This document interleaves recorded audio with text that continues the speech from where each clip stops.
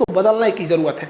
अब हम थोड़ा सा, आपका मन आप बाहर भी बेच सकते हैं, हमारे पास रखने का जगह नहीं है। अब देखिए, महाराष्ट्र का किसान कहता है कि हम अगर प्याज को यूपी बिहार बेचते हैं तो हमको 20 रुपया किलो का रेट मिलता है, लेकिन यही प्याज हम अगर बांग्लादेश बेच देंगे तो हमको 55 रुपया मिलेगा।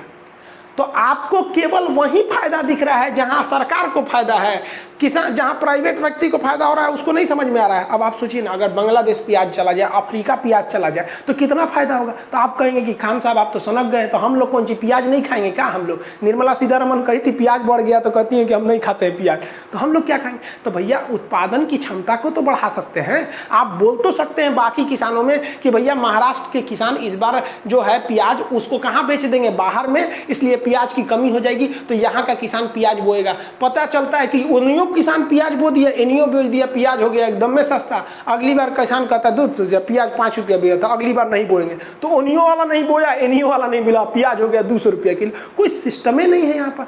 तो किसानों का कहना है कि गवर्नमेंट अपनी फायदा सोच रही है, गवर्नमेंट कह रहा है कि हम इसमें क्या ही लिए खरीदे जाए। अब किसान कर मोदी जी की बातों नहीं सुन रहा है सब किसान। मोदी जी का भी कहना सही है कि कांग्रेस ने जितना किसानों से एमएसपी पर, कितने पर, एमएसपी पर अनाज खरीदा था, उससे 30 गुना ज्यादा अनाज गवर्नमेंट बीजेपी ने खरीदा है। ये वास्तविकता है। अब हम नहीं कह रहे भाई ये सरकारी आंकड़ा बोलता है, हम नहीं बोल रहे हैं, हकीकत भी है, खरीदा है। तो मोदी जी अपना सीना थपथपा रहे हैं कि हाँ भाई खरीदे, सही बात है। लेकिन मोदी जी की मजबूरी बना के गए थे मनमोहन सिंह। मनमोहन सिंह की 2013 में उन्हें लग गया था कि हम जीतने वाले नहीं हैं, तो उन्होंने एक चुनावी दाव खेला था, उसको नेशनल सिक्योरिटी बिल, खाद्य सुरक्षा विधेयक, याद होगा आपको। और उन्होंने कहा था कि अब हर राशन कार्ड पर 2 रुपया किलो गेहूं जो बीपीएल वाले हैं और 3 रुपया किलो चावल बिकेगा। 2014 में विधेयक को पारित करके मनमोहन सिंह चल गए। अब मोदी जी आए तो कपार पे पड़ गया मोदी जी को, कहा कि दूध तुरी का, वो तो चल गए यहाँ, अब मोदी जी को देना पड़ रहा है। अब विधेयक तो संसद का है, संसद से पारित विधेयक कोई भी सरकार रहेगी उनको मानना पड़ेगा, इसलिए मोदी जी जो हैं वो खरीद रहे हैं, ये वास्तविकता है। लेकिन इसी गवर्नमेंट ने कि जो शांता कमेटी थी, शांता कमेटी ने कहा कि एमएसपी पर जो हम लोग खरीद रहे हैं वो हमारी इकोनॉमी पे बोझ पड़ रहा है, इसकी जिम्मेदारी हटा देनी चाहिए, प्राइवेटलाइजेशन को इसमें करनी चाहिए। किसान यही कह रहा है कि मोदी जी, एक और आप कहते हैं नहीं हटने देंगे, ये कोई कमेटी कहता है। और मोदी जी जिस पार्टी के सदस्य हैं ना, बीजेपी, उस पार्टी के अध्यक्ष रहे थे ये भाई साहब नितिन गडकरी जी 2012 से 14 के बीच में वहाँ पे। फिर बाद में इनमें एक तो फैक्ट्री घोटाला का आरोप लग गया, तो इनको हटाकर राजनाथ सिंह को अध्यक्ष बनाया गया, और राजनाथ सिंह की अध्यक्षता में मोदी जी प्रधानमंत्री बने थे। फिर जाके अमित शाह अध्यक्ष बने और अभी जेपी नड्डा है, समझ में आ गया। आज से 10 साल पहले की बात है ये। तो इन पे आरोप लगा, ये क्या कहे, इन्होंने स्पष्ट बोला था नितिन गडकरी साहब कि MSP is an extra burden of our economy.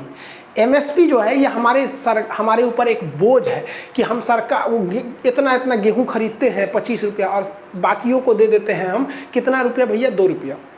अब हम आपको आंकड़ा बता रहे हैं। एमएसपी पर सरकार को कितना, बहुत ज़्यादा नहीं, 1000 करोड़ रुपए का लॉस होता है, ठीक है।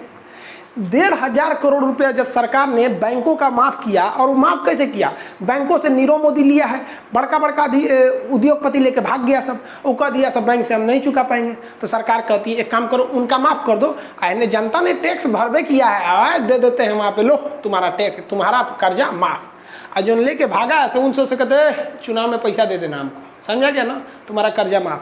तो भैया जो 15-15 हज़ार करोड़ रुपए आपका जो आपका ये एनपीए जा रहा है बैंकों का, नॉन परफॉर्मिंग एसेट्स, आपको एनपीए नहीं समझ में आ रहा होगा, वो हम समझा देंगे कभी।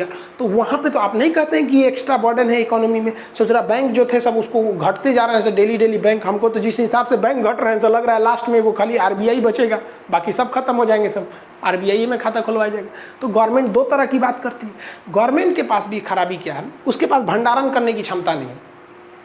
भंडारण आजकल